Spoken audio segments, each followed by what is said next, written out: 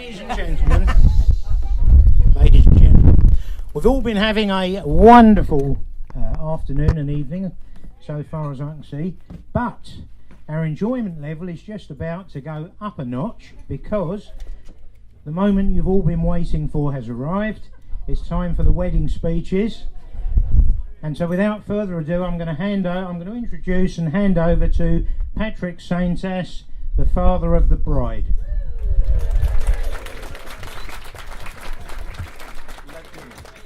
I'm legend. Well, I have a piece of paper here, and on it, I've got written number 1, race number 1, horse number 5, it didn't win. Race number 3, horse number 4, didn't win. Race number 4, horse number 2, didn't win. That's my brothers from Mauritius, while sending me, congratulations for your daughter getting married, giving me some horse tips. He's never good, I always beat him. Well, anyway, ladies and gentlemen, it is a great pleasure and honor for me to welcome you, and also to thank you for partaking in the celebration of Joey's and Emilie's wedding.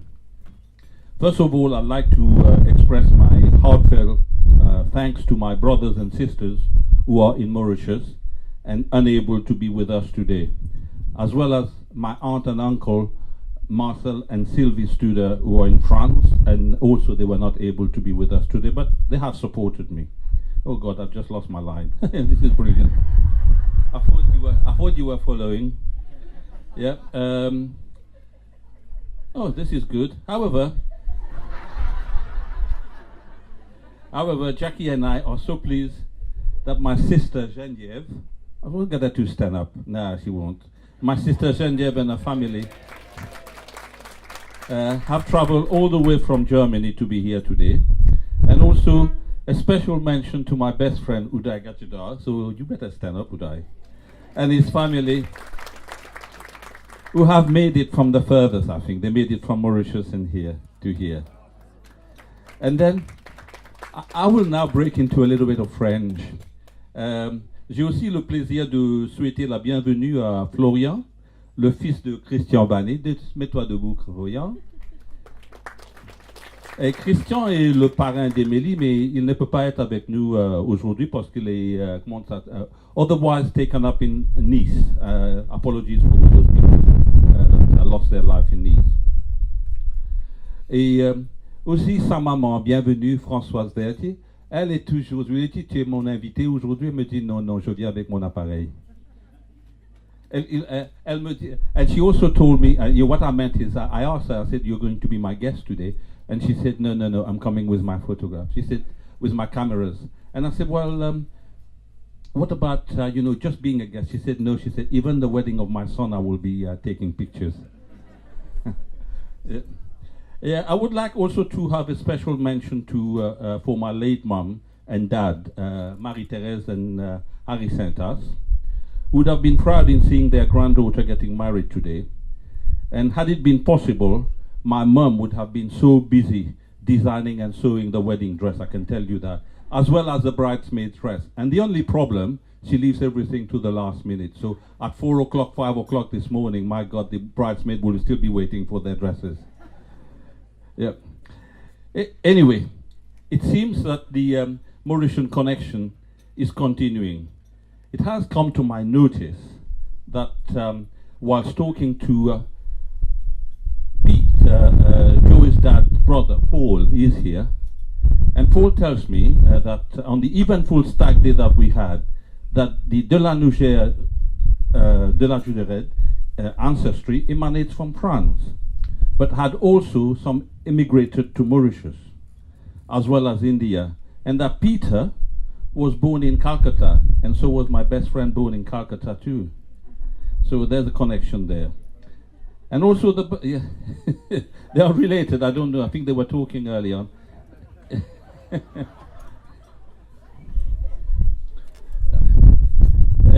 I also would like to, on this thing, would like to welcome and thanks to the de la Nougerède family formally, because without parents and families and guests, as well as the newlywed, we won't have a celebration, we won't have all this food.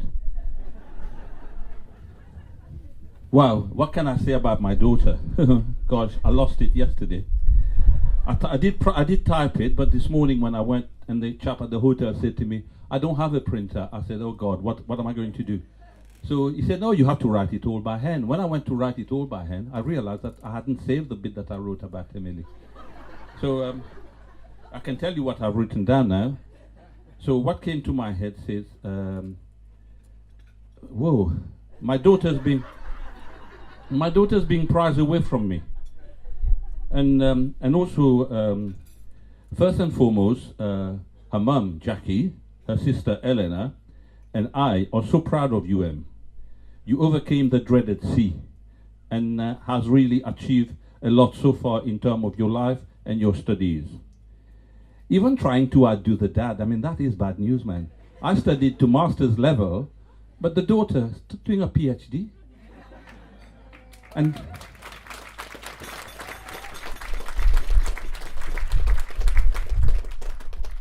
the bad news is I'm paying for it. Yeah.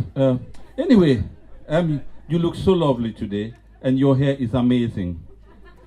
Considering the fact that those curly bits, you know, when you were a kid and you asked me to comb them, they were my nightmare. But they look they look better. And also, you see, I'm jealous because you can have dreadlocks and I can't. Well, almost at the end of my marathon. What about Joey? Yeah, he's a stayer because he's stuck and has stood by Emilie in her most difficult time in her life. Not only do I have 2 daughters, but I've also acquired a son in the process. But there is a pity. He supports Manchester United rather than Liverpool. But nothing. He's not even a football madman. He's more of a tennis player. Joey is also an accomplished poet. I didn't realize that. I read some of his poems. And also he's a regional tennis champion. I don't know what that means, but I know I've seen him in the Leader and also in the local paper. Him and another friend, they keep beating everybody, you know. So I think it's time he give up now, Yeah. Yeah, it's time now. He's also a very thoughtful and kind person. He's not afraid to express his own point of view, as he had done when he explained his views and the vote for the referendum on Facebook. I mean, I totally disagree with him, but I think it was but the argument, you know, but this is a case when I said to you, you need to look at both sides of the coin. And what I like with him is the way he actually put the other side of the coin. So yes, he had some very good point, and so there was no swear word, nobody being nasty on his side. I don't know whether you had somebody who was, but you didn't with me.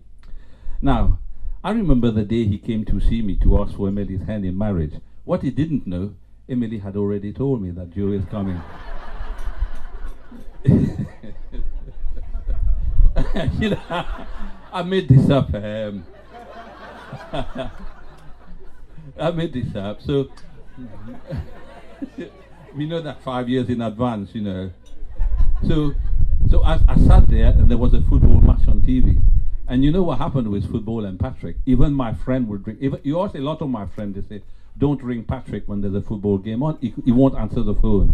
So now my secret is out. So I made him wait, you know, till the end of the football match, poor bloke. And then I said to me, oh, I got something to ask. Can I ask your daughter's hand in marriage? I said, God, yes, please.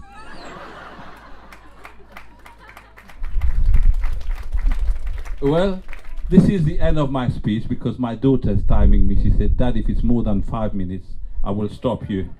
I'm out. So, well, I'd like to end my speech and would like to wish Emilie and Joey all the best for the future and also keep cooking the food.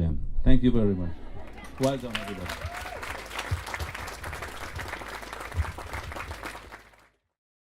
Thank you, Patrick, for an entertaining, warm speech and the first multilingual wedding speech that most of us will have heard.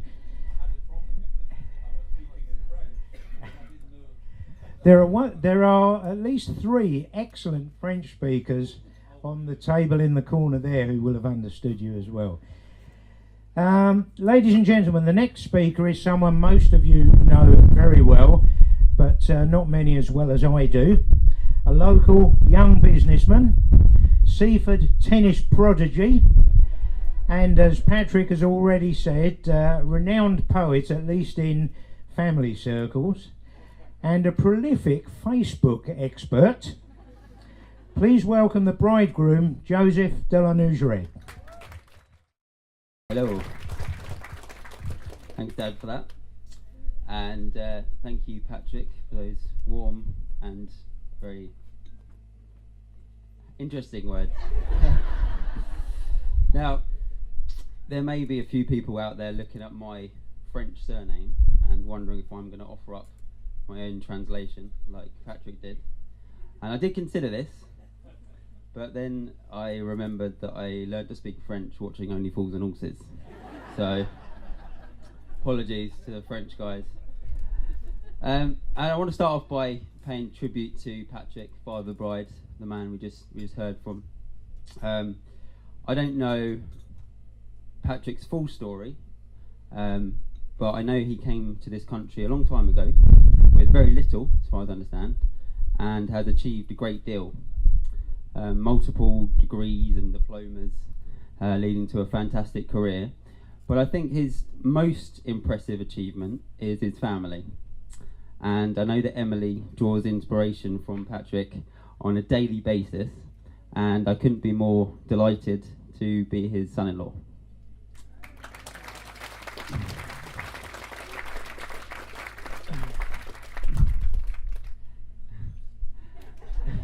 So many people. This is a fantastic day. We're so happy that everyone could spend the day with us. We're so happy, aren't we, Tup? And I'm going to talk a little bit about another very happy day, and Patrick mentioned actually. It's the day that I proposed to Emilie in a minute. But to put that into context, I'm going to give you a little bit of history of how we got together. So we've been together almost 10 years now, believe it or not. And yep, it's a long time. And we met in Seaford in a little place called the Trek Club. Now, there will be some people here who have been to the Trek Club, and I know there's one or two regulars as well. But for those of you who have never been to the Trek Club in Seaford, just to visualise, try to picture the crappiest place you've ever been. Okay? Get that in your head. Again, that was it. And our eyes met across the dance floor. She was very young, blonde, very like today, big brown eyes. She was beautiful. And to be honest, I thought she was out of my league. So I approached her with the airy confidence of a man who had nothing to lose. And it worked, because she agreed to go out on a date. So, first date, I rock up half an hour late. And I attempt to make up for this by getting completely drunk and in an intimate moment pulling out her hair extensions. Now, to add insult to injury, earlier in that same date, I think I was getting tipsy and must have thought I was being funny, and I asked her if she had fake boobs. So at the point of holding what I thought was pretty much the majority of her hair in my hand, I kind of froze, and the only thing I could think to say was, "Damn it, woman, is any of you real?"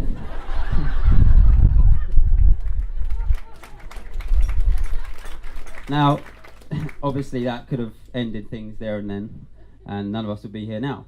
But luckily, Emilie laughed it off, and we moved on. So a few dates forward, and Emilie's staying around my flat in Seaford, and she starts to get some pains in her tummy, and she had a really bad night. She didn't sleep at all, and I did. I slept throughout the whole night, which she never quite lets me forget.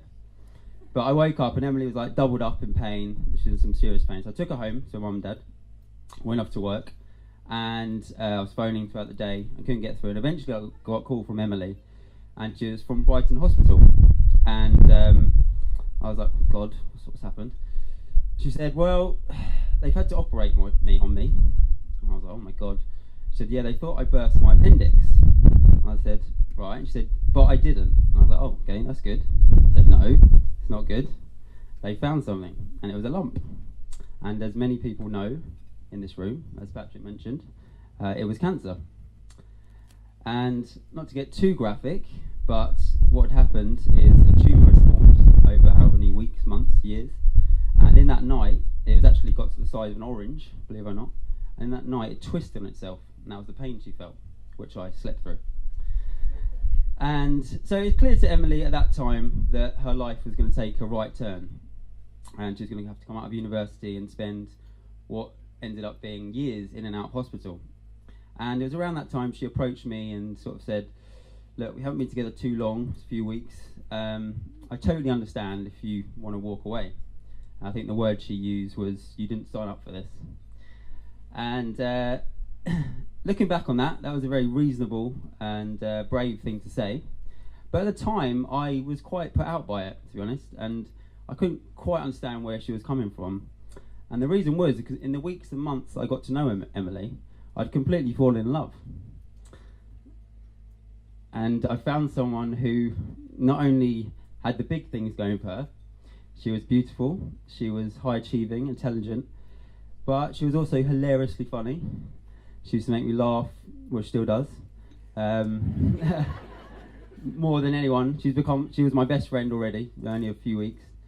And she was warm and compassionate and caring. And she was probably the most real person I've ever met.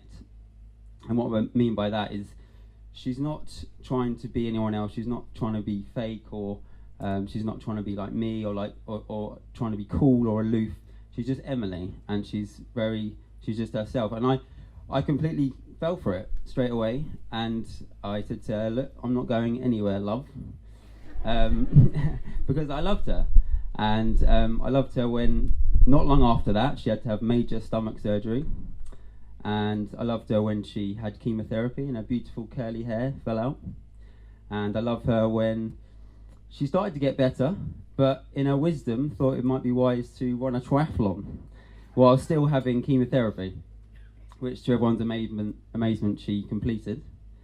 And I loved her when she did get better, and rather than settling for a lot, she went back to university, as Patrick mentioned, and not only finished her degree, she also went on to study a master's and PhD level in cancer research.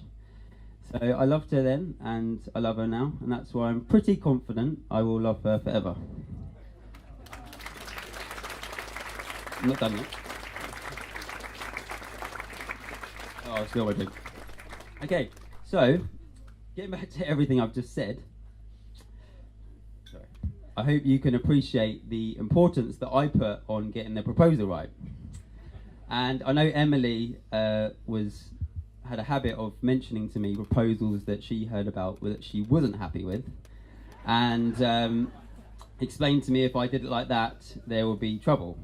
So I felt a bit of pressure, and I had one ace card, and that was stealth. I wanted it to be a complete surprise. And I knew that wouldn't be easy because Emilie is innately suspicious of any abnormal activity, especially from me. Example, to buy the wedding ring, I had to launder money through several bank accounts, so it didn't appear up on my bank statements. So I booked Hever Castle on the ruse of it was her birthday, and we're going to go there for the weekend. And beautiful place, Hever Castle, not far from here. I recommend anyone going if anyone's thinking about proposing. It's where Henry VIII wooed Anne Boleyn before they got married. Yeah, I was going to say. Incidentally, hopefully our marriage will be a little bit more successful than theirs. So I put that, and I didn't tell anyone. I didn't tell a single person right up until a couple of days before, and Patrick's already mentioned it. I went to see the family. Now, I did this for two reasons. One, I'm a traditionalist and wanted to do that, as Patrick mentioned. But two, we'd obviously been through this ordeal with Emilie, and we'd come out the other end, and I wanted something to be positive to come at the end of it. So I was really hoping they're going to be pleased, and I knocked on the door, and Eleanor and Jackie were there, and they were very excited, asking about the ring, how I was going to do it, all the questions. Patrick, to be fair, as he said, Liverpool were playing that night. He didn't get off the sofa, but no, he did. He was happy. he was pleased, and he shook my hand, and they were all pleased, and I was pleased because Emilie's family mean the world to me. I've mentioned Patrick already, but Jackie, for example, has many of the attributes that I love about Emilie. She's warm, compassionate, caring. She can be forthright at times, but she carries herself with a certain grace, which I'm sure people who know Jackie very well, like I do, will appreciate. And Eleanor, of course, who is adorable in her own Eleanor way. So I booked the day, Hever Castle, and we got there, I think, quite early. The sun was shining, a bit like today, it was beautiful. And we went to go out, and Emilie was waiting outside my room. I said, oh, I'm just going to nip to the toilet, and she rolled her eyes. Got the ring, put it in my pocket. Now, problem. Earlier that day, I put on the tightest pair of jeans I had. And now this ring, which is entombed in a massive box, was sticking out like a sore thumb. So I knew I didn't have time to change because Emilie was already suspicious. So, and unfortunately, the area that I picked to propose was about half a mile across Hever Castle. So I had to shepherd Emilie across Hever Castle grounds, while Emilie was pooling along, looking at statues and flowers. And every time she turned to look at the castle, I had to turn in like a unit, like that, with her on my right and the box on my left. By some miracle, I shepherded, I shouldn't probably use that word actually, I got her to this area, and I'm pleased to say it went off to a T. I got down on one knee, said all the right things, Emilie cried, she said yes, obviously, and we were engaged, and it's fantastic. And after we had our moment together, my immediate thought was to my family, because I hadn't told them either, and I know they absolutely love Emilie. So we phoned a few people from the castle, and then we came home. And when I say home, I mean my 7 Arundel Road, not where I live now. We had my idyllic family home where I grew up alongside my 3 beautiful, wonderful, slightly crazy sisters over there, all being brought up by the most caring, compassionate, ever-present mother that a family could ask for. And there is no one, for good or bad, who is more responsible for the person I am today than my mum. And she did a fantastic job with us. Let's be honest, we weren't the best behaved children. But she taught us not only a sense of right and wrong, but also a sense of humour, which I think we've all inherited from her. So thank you, Mother. And my dad, obviously. Now, I've known a few grooms over the years, and 1 or 2 of them do struggle picking their best man. And one in particular didn't even know until a couple of weeks before the big day, believe it or not. Now, I've known for 34 years who my best man is. And when we got home that day on the proposal, and Emilie had the ring, she got whisked into the kitchen with my mum. And I stopped my dad. I looked at him, I said, Dad, you're the best man I've ever known. I want you to be my best man. And what happened then was that he pulled a face which I've never seen before from him. And it's difficult to put into words, but I guess you could say that the mask slipped. And what I mean by that is that my dad is a lovely, lovely man, but he's not one for overt displays of emotion too often. And I just want to say, everyone, he once told me recently actually that one of his pet hates is people who constantly feel the need to say that they love each other all the time. And so I want to say in front of everyone here, Dad, all these witnesses, you never ever need to tell me that you love me ever again, because in that moment when I asked you to be my best man, your face said it all.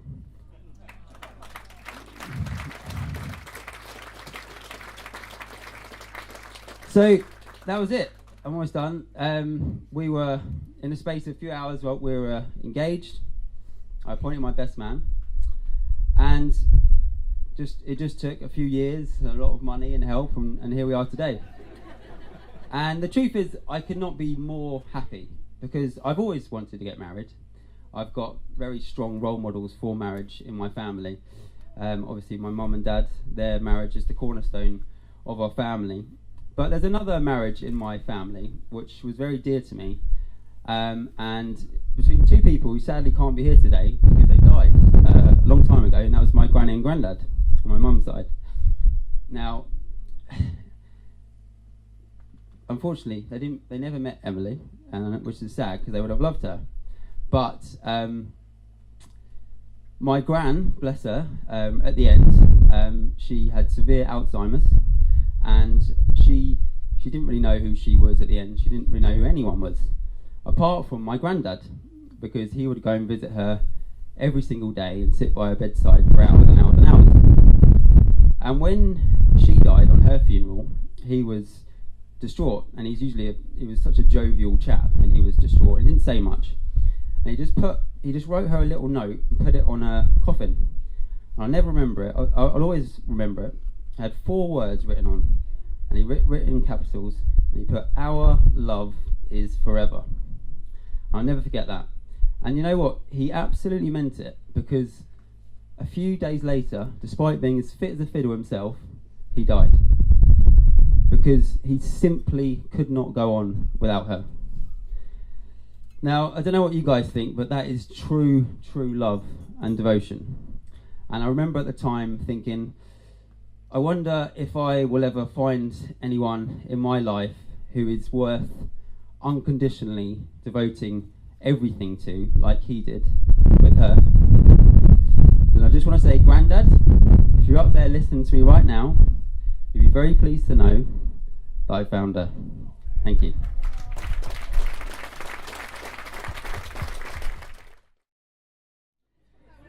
Ladies and gentlemen, I've got to say, I didn't know what Joey was going to say. That is the most touching speech I've ever heard, probably.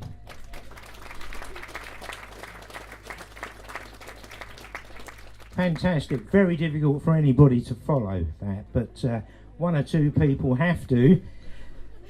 I had written down here, by way of introducing the next speaker, that it has often been said that a bridegroom should enjoy his wedding day speech as much as he can, because from the next day his wife's going to be doing most of the talking. But with modern brides, they're not even always prepared to wait for the next day. And so it is with our bride today. So you will be delighted to learn that Emilie has elected to speak next. So please give a warm welcome to today's bride, Emilie de la Nougerède. This is a short poem, and you'll be pleased to hear, and it's called To You. To you, Joey, for never looking back, for keeping me looking forwards when my life went off track, for pushing me to get the degrees I never thought I'd receive, and bringing me back hope when I dared not to believe. Your positivity always shines through, never wavers or falters. There's never been another man I could imagine at the altar. You remember the comments that I always say to you, such as a proposal at Hever Castle would be a dream come true. To you, Joey, for all you have achieved, I respect and adore you, and this gives strength to me. Your determination and perseverance have always kept me going, as well as how much affection you're never afraid of showing. To you, Joey, for all the laughter that fills our lives, it is this, above all else, that on which our relationship thrives.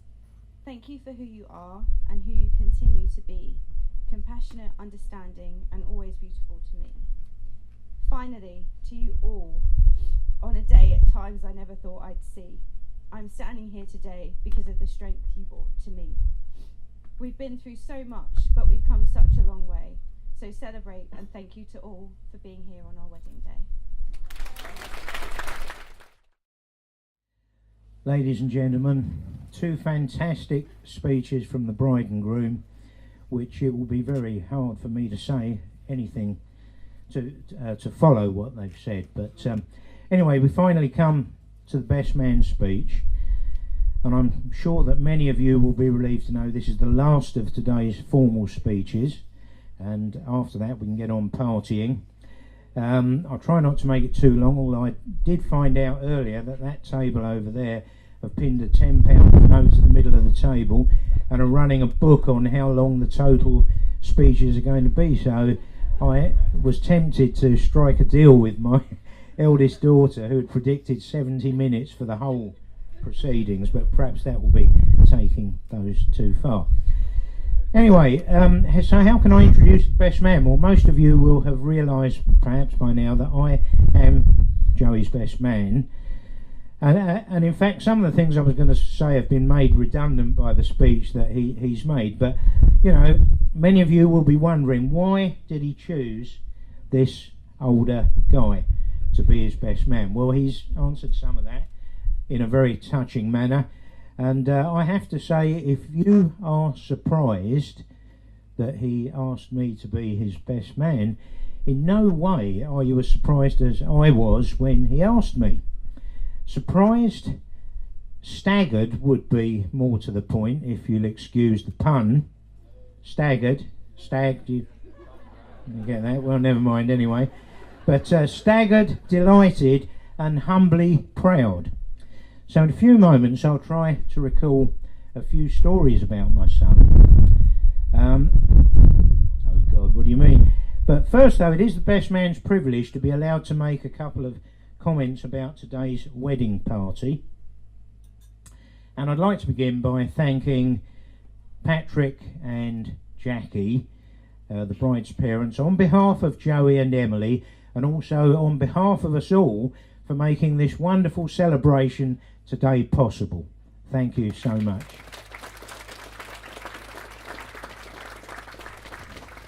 I'd also like to thank my own wonderful wife, Pat, that well-known transport activist who was on the BBC News only this week, for her elegant participation in the proceedings.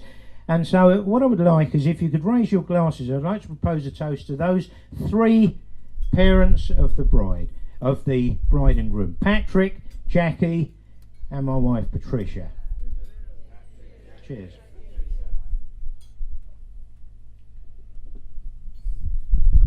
Next, and notwithstanding the fact that we're surrounded by beautiful ladies today, I'd particularly like to mention Emilie's three bridesmaids, Ellie, Kim and Kerry, who look absolutely fantastic and have deported themselves with great glamour and elegance today as well. So thank you, ladies.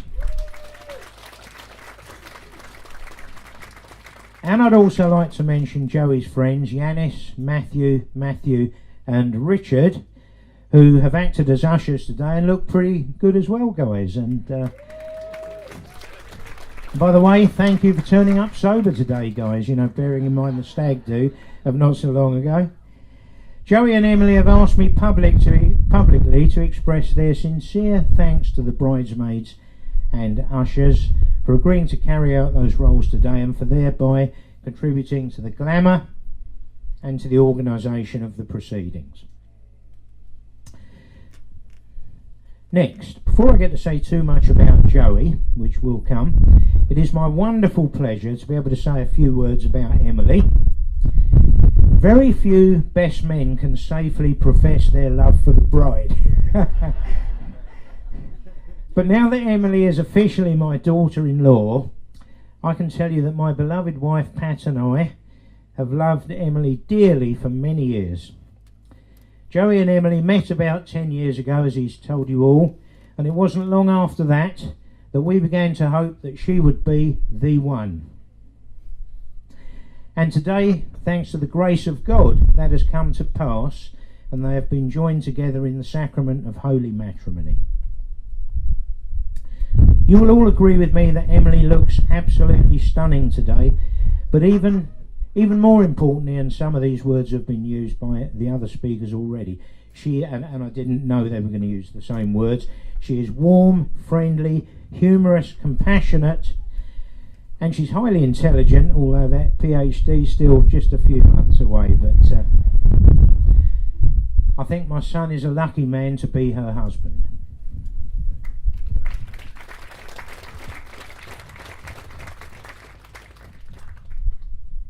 Stop this flying away, I'll get through this. So I come to my son Joey. Incidentally, Joey, you also look pretty good today. Although I was a bit disappointed that you appeared to copy my outfit, but never mind about that, you know. And I was going to say, but this comment was intended to raise a laugh, but it's completely inappropriate now.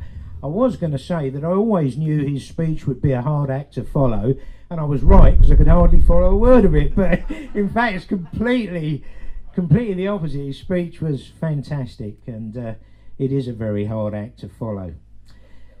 It did do, yeah. Well, I thought I'd try and get a laugh anyway. But anyway, this is the bit where I'm supposed to sing the groom's praises. But as my family and friends will all know, I can't sing a note. Because my voice, as you're all finding out now, is a little bit monotonic. And so I'm not going to sing. I'm going to try and read from a card I've been given. And so apparently Joey is romantic, as he's told us. He did apparently propose to Emilie on one near Hever Castle. He is handsome, witty, charming, and intelligent. I'm sorry, Joey. As ever, I just can't read your handwriting. Particularly as Emilie has put red lines through most of it. So, you know, so I'm going to have to revert to plan B and tell everybody what I think about my son. Well, you won't be surprised to learn, ladies and gentlemen, that you won't hear any of the risque stories from me that normally form the basis of the traditional best man speech. Not only don't I know any, I actually think there weren't many. That's what I think. That's what I generally think. But I do think, with the probable exception of Emilie, that I know Joey better than anyone else in this world, possibly, because A, he's my son, B, he's been my employee, and C, he's even been my employer. And over the years, as this relationship has evolved, we've been through the inevitable periods of friction between father and son, until eventually I had to learn to let go and let him get on with things, and he had to learn to at least listen to me, even if he didn't take any notice. And eventually, probably some years ago, we arrived at a mutually respectful, sort of loving, even in our masculine ways, relationship, on a personal basis and on a business basis, a respecting, harmonious and successful relationship as young businessman and aged consultant. And to my surprise, I thought that was going to be the cue for tears from at least one of my daughters, and it hasn't happened, and it would have been very understandable because it's a very emotional day and I thought it was going to happen. Tears start. Well, it is an emotional day. I mean, apparently even the cake is in tears. Oh dear, oh dear. Anyway, that relationship between us is probably the reason that I'm standing here right now. It's either that or it's Joey's way of getting back at me for those years of early parental discipline. And as those years have gone by, I've come to admire him a lot and appreciate that he has many fine qualities, and again some of these have been referred to already. Now obviously as his father it's perhaps not appropriate for me to big him up too much, but as his best man I think I can probably get away with saying a few things about him. So I can add to what I think has already been expressed probably by him himself, that he's humorous, kind and intelligent. But the one quality I want to focus on for a minute is that he is incredibly hard working, which is a quality that I have always really admired and valued. Now I could give you many examples of how hard working he is, but here's one that only happened a few weeks ago. The business got a parking fine because Joey had been into a McDonald's restaurant. He'd parked there at 4:52 working, and he'd exceeded the 90 minutes free parking time that you get, and so they'd fined us. But what was remarkable about this was this McDonald's was a long way from home, and this was 4:52 in the morning. And that's very typical of him. That happens a great deal. He starts at some incredible time. I did get the fine rescinded, and I'm guessing that in the future Emilie will make sure he's not regularly out at such an unearthly time in the morning. I certainly hope so. So he's a really hard worker, but that hasn't always been the case. And this is where perhaps I move into the ritual character assassination part of a best man speech. One of his first jobs as a young teenager was delivering the local free newspaper. And I was always impressed with the speed of his delivery round until one day I found hundreds of newspapers stuffed behind the fence between us and our neighbour. And then that caused me to start looking, and I looked the other way and I found hundreds more behind the hedge between us and our other neighbour. So that job didn't last very long, and I could talk about quite a few other early jobs that didn't last that long, but the only other one I'm going to mention causes me to digress into the world of tennis. Now, many of you will know that tennis has been the other big love of Joey's life. He's absolutely loves tennis. There's so much I could say about tennis. Right from the age when he was about 7 years old, I would get home from a hard day at work and immediately be met with a young son saying, Dad, can we go and play tennis, please? Before I'd even had time to have my tea. Now, I know there are some very good tennis players here today, and there will be more tennis players arriving of a very high standard, but I have to say to you all, none of you will ever beat him at tennis as often as I have. Although I do have to admit the last time was when he was 12 years old and I never managed it after that, and after he was 13 I don't think I even ever got one game off him. Anyway, this was about losing jobs, and one day Joey decided to go to Wimbledon after school to see the evening play on the outside courts. At that time he had an evening job at his school as a cleaner, and so he telephoned his manager to say he couldn't come in because he was sick. Unfortunately, the Wimbledon courtside cameras picked him up on several occasions, and unfortunately also he discovered that his manager was an armchair tennis enthusiast who spotted him on TV that evening, and so that night Joey lost or the next day actually, he lost that job as well. Well, thankfully, Joey's work ethic improved massively over the years, as I've already implied, as did his prowess at tennis and his abilities in lots of other ways. One surprising area, which has been mentioned by Patrick, has been poetry, where in my humble opinion he has penned some really good poems, including an outstanding piece on Winston Churchill, and a tear-jerking piece called The Castle Stands about his dad, which, perhaps I'm the only one who would have the tears jerk, but I thought this was an appropriate moment to reflect upon the fact that we are at Bateman's, the home of Rudyard Kipling, the great British author and poet. Kipling, those who know much about him will know he was devastated by the loss of his own son in the First World War, but probably his most famous poem, If, was written in 1910 and was probably addressed to his son. And I'm just going to recite you two couplets from that poem because I want to say something about that. My tongue's now so dry I can't turn the pages over. It begins: if you can keep your head when all about you are losing theirs and blaming it on you, how many of us will have experienced exactly that? Particularly if you run your own business, you will have experienced exactly that. If you can keep your head when all about you are losing theirs and blaming it on you. And it ends: yours is the earth and everything that's in it, and which is more, you'll be a man, my son. That was Rudyard Kipling to his son. It's a truly wonderful poem about some of the most laudable qualities of manhood, and Joey probably won't remember, but I gave him a copy when he was a young teenager. You do. He does remember. Right, I'm very near the end now, ladies and gentlemen, you'll be pleased to know. Just before we get to the final toast, I'd like to offer some comments and advice on marriage from a few sources, in most cases well known.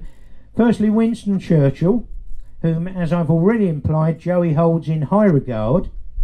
There was a man who achieved obviously so much in all his life, who said, "My most brilliant achievement was my ability to persuade my wife to marry me." Well done, Winston.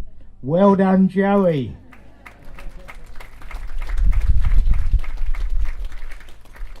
Secondly, and some of you will have heard me use this before, a Turkish salesman who I met in Istanbul told me of a Turkish proverb, which I love.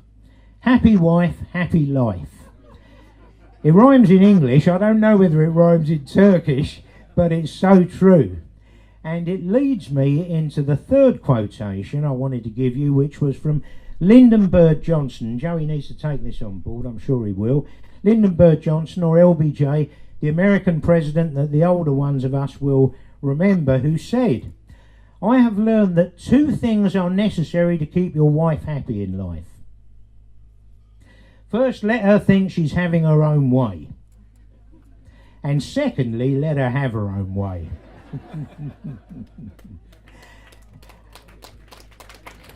And lastly, remembering that Joey and Emilie's vows today were for life, I offer a quotation from Dudley Moore about the increasing value of marriage as the years go by. And again, apologies to those who've heard it from me before. He said memorably, "Marriage is like a fine wine. It gets better with age." So true.